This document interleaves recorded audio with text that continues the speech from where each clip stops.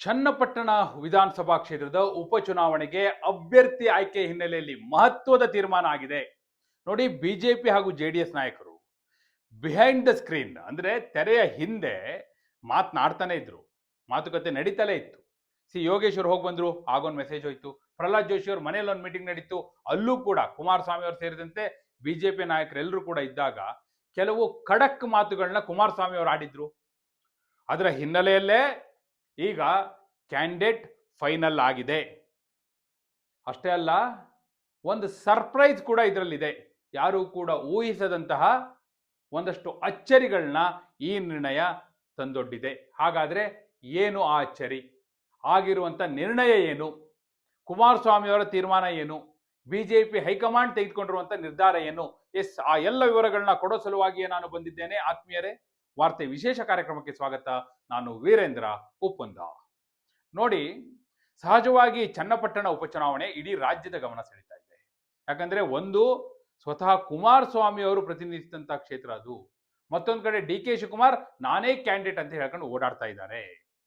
ಹೀಗಿರುವಂತಹ ಕಾಲಘಟ್ಟದಲ್ಲಿ ಸಹಜವಾಗಿ ಅಲ್ಲಿ ಈಗ ಕ್ಯಾಂಡಿಡೇಟ್ ಯಾರಾಗ್ತಾರೆ? ಬಿಜೆಪಿ ಜೆಡಿಎಸ್ ಮೈತ್ರಿಯಿಂದ ಅನ್ನುವಂತ ಚರ್ಚೆ ಸಹಜವಾಗಿತ್ತು. ಕುಮಾರಸ್ವಾಮಿ ಅವರು ಪ್ರತಿನಿಧಿಸಿದ ಕ್ಷೇತ್ರದಲ್ಲಿ ಅಲ್ಲಿ ಗೆಲ್ಲದೆ ಹೋದ್ರೆ ಮುಖಭಂಗ. ಅದರಲ್ಲೂ ಕೂಡ ಈಗ ಅವ್ರು ಸೆಂಟ್ರಲ್ ಮಿನಿಸ್ಟರ್ ಆಗಿದ್ದಾರೆ.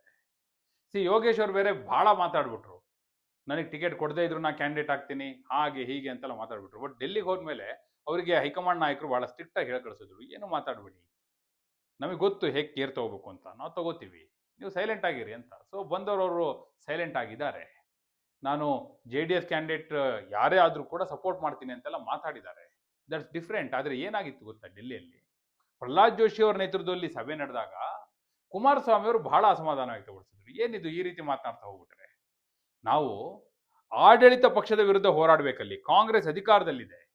ಹೀಗಿರುವಾಗ ನಾವು ಒಗ್ಗಟ್ಟಿನ ಧ್ವನಿ ಬರದೇ ಹೋದ್ರೆ, ಒಗ್ಗೂಡಿ ನಿಲ್ಲದೆ ಹೋದ್ರೆ ಗೆಲ್ಲಿಕ್ ಸಾಧ್ಯವಾ? ಏನ್ ಮಾತನಾಡ್ತಾ ಇದ್ದಾರೆ? ನಾವೇನಾದ್ರೂ ಹೇಳಿದ್ವಾ? ನಾನು ನಿಖಿಲ್ನ ಕ್ಯಾಂಡಿಡೇಟ್ ಮಾಡಲ್ಲ ಅಂತ ಹೇಳ್ಬಿಟ್ಟಿದ್ದೀನಿ. ಹೀಗಿರುವಾಗ ಅದನ್ನ ಅರ್ಥ ಮಾಡ್ಕೊಂಡು ಸುಮ್ಮನಿರೋದು ಬಿಟ್ಟು ಬಾಯಿ ಹೋದಂಗೆ ಮಾತಾಡ್ಬಿಟ್ರೆ, ಅವ್ರು ಜೋಶಿ ಅವ್ರಿಗೆ ಕೇಳಿದ್ರು, ಜೋಶಿ ಅವರೇ ನೀವೇ ಇದ್ರಿ, ನೀವೇ ಪ್ರತ್ಯಕ್ಷ ಸಾಕ್ಷಿ. ರಾಧಾ ಮೋಹನ್ ಅಗರ್ವಾಲ್ ಅವರು ಕರ್ನಾಟಕ ರಾಜ್ಯದ ಬಿಜೆಪಿ ಉಸ್ತುವಾರಿ, ಅವ್ರು ಏನ್ ಹೇಳಿದ್ರು? ಕುಮಾರಸ್ವಾಮಿ ಅವ್ರು ಏನ್ ತೀರ್ಮಾನ ಮಾಡ್ತಾರೋ ಅದೇ ಫೈನಲ್ ಚನ್ನಪಟ್ಟಣ ಬೈ ಎಲೆಕ್ಷನ್ಗೆ ಅಂತ ಹೇಳಿದ್ರು. ಸೊ ನಾನು ಅದನ್ನ ಮುಂದಿಟ್ಕೊಂಡು ಏನ್ ಬೇಕಾದ್ರೂ ನಿರ್ಣಯ ಮಾಡ್ಬೋದು, ನಿಮ್ ಜೊತೆ ಮಾತುಕತೆ ಕೂರ್ಬೇಕು ಅಂತಾನು ಏನಿಲ್ಲ. ಆದ್ರೆ ನಾನು ಯಾಕೆ ಕೂರ್ತಾ ಇದ್ದೀನಿ? ಬಿಜೆಪಿ ಹಾಗೂ ಜೆಡಿಎಸ್ ನ ಮೈತ್ರಿ ಒಳ್ಳೆ ರೀತಿ ಮುಂದುವರಿಬೇಕು ಅನ್ನೋದು ನನ್ನ ಉದ್ದೇಶ. ಆದ್ರೆ ಅದನ್ನ ಹಾಳು ಮಾಡುವ ರೀತಿಯಲ್ಲಿ ಸ್ಟೇಟ್ಮೆಂಟ್ಗಳನ್ನ ಕೊಟ್ರೆ ಅದನ್ನ ಸಹಿಸ್ಕೊಳ್ಳೋದು ಹೇಗೆ ಅಂತೆಲ್ಲ ಅವರು ಪ್ರಶ್ನೆಯನ್ನ ಮುಂದಿಟ್ರು. ಕೊನೆಗೆ ಹೇಳಿದ್ರು, ನೋಡಿ, ಒಂದು ವೇಳೆ ಇದೇ ರೀತಿ ಸ್ಟೇಟ್ಮೆಂಟ್ ಕೊಟ್ಕೊಂಡು ಹೋಗ್ತೀವಿ ಅನ್ನೋದಾದ್ರೆ home minister, central home minister ತೀರ್ಮಾನ ಮಾಡಲಿ, ಅಮಿತ್ ಶಾ ಅವ್ರ ನಿರ್ಣಯ ಮಾಡಲಿ. ಅವ್ರು ಈಗಾಗಲೇ ನನಗೆ ಏನು ಮೆಸೇಜ್ ಕೊಡಬೇಕು ಕೊಟ್ಟಿದ್ದಾರೆ ಅನ್ನೋ ಮಾತು ಹೇಳ್ಬಿಟ್ರು. ಆಗ ಬಿಜೆಪಿ ನಾಯಕರೆಲ್ಲರೂ ಕೂಡ ಇಲ್ಲ, ಹಾಗಲ್ಲ, ನಮ್ಮ ಉದ್ದೇಶ ಇದ್ದದ್ದು ಅಲ್ಲಿ ಮೈತ್ರಿ ಗೆಲ್ಲಬೇಕು ಅನ್ನೋದೇ. ಯೋಗೇಶ್ವರಿ ಇಸ್ ಬೆಟರ್ ಕ್ಯಾಂಡಿಡೇಟ್ ಅನ್ನುವ ಅರ್ಥದಲ್ಲಿ ನಾವು ಒಂದು ಅವ್ರನ್ನ ಜೆಡಿಎಸ್ ಇಂದ ಆದ್ರೂ ಕ್ಯಾಂಡಿಡೇಟ್ ಮಾಡಿ, ಇಲ್ಲ ಬಿಜೆಪಿಗೆ ಟಿಕೆಟ್ ಆದ್ರೂ ಬಿಟ್ಕೊಡಿ ಅಂತ ಕೇಳಿದ್ ನಿಜ. ಯೋಗೇಶ್ವರ್ ಬಹಿರಂಗ ಹೇಳಿಕೆಗಳನ್ನ ಕೊಡಬಾರ್ದಿತ್ತು. ಇನ್ನು ಮುಂದೆ ಅವರು ಆ ರೀತಿ ಹೇಳಿಕೆ ಕೊಡದ ಹಾಗೆ ನಾವು ಎಚ್ಚರಿಕೆ ವಹಿಸ್ತೀವಿ ಅನ್ನೋ ಮಾತನ್ನ ಕೊಟ್ಟ ನಂತರ ಕುಮಾರಸ್ವಾಮಿ ಅವರು ಆಯ್ತು ನೋಡೋಣ ಅನ್ನೋ ಮಾತಾಡಿದ್ದಾರೆ. ಅಲ್ಲಿಗೆ ಒಂದಂತೂ ಕ್ಲಿಯರ್, ಸ್ವತಃ ಅಮಿತ್ ಶಾ ಅವರು ಹಾಗೂ ಕರ್ನಾಟಕ ರಾಜ್ಯ ಬಿಜೆಪಿ ಉಸ್ತುವಾರಿ ರಾಧಾ ಮೋಹನ್ ಅಗರ್ವಾಲ್ ಅವರು ಪ್ರತಿಯೊಬ್ರು ಕೂಡ ಒಂದು ಸಂದೇಶ ಕುಮಾರಸ್ವಾಮಿ ಅವರು ಕೊಟ್ಟಿದ್ದಾರೆ.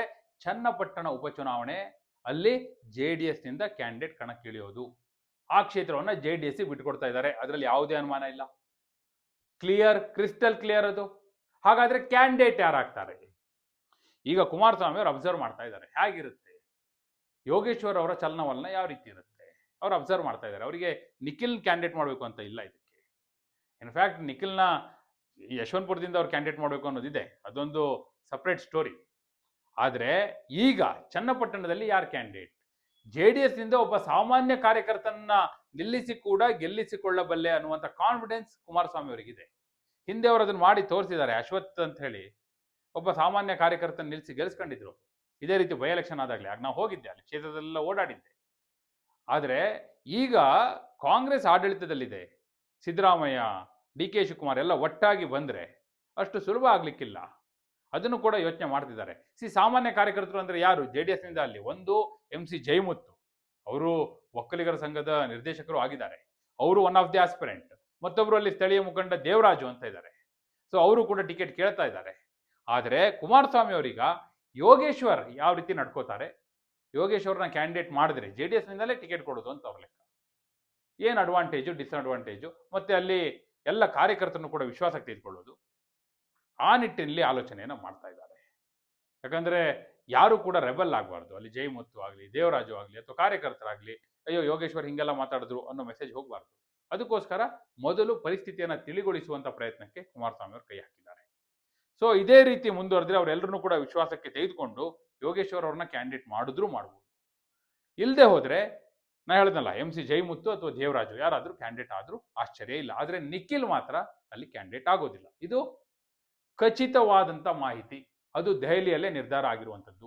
ನಿಮ್ಮ ಪ್ರಕಾರ ಕುಮಾರಸ್ವಾಮಿ ಅವರು JDS ನಿಂದ ಯೋಗೇಶ್ವರ್ ಅವ್ರಿಗೆ, CP ಯೋಗೇಶ್ವರ್ ಅವರಿಗೆ ಟಿಕೆಟ್ ಕೊಡಬೇಕಾ, ಅಥವಾ JDS ನ ಸಾಮಾನ್ಯ ಕಾರ್ಯಕರ್ತರನ್ನು ನಿಲ್ಲಿಸಿ, ಅದು MC ಜಯಮುತ್ತನೋ ದೇವರಾಜನೋ ಇಂಥವ್ರನ್ನ ನಿಲ್ಲಿಸಿ ಗೆಲ್ಸ್ಕೊಡ್ಬೇಕಾ?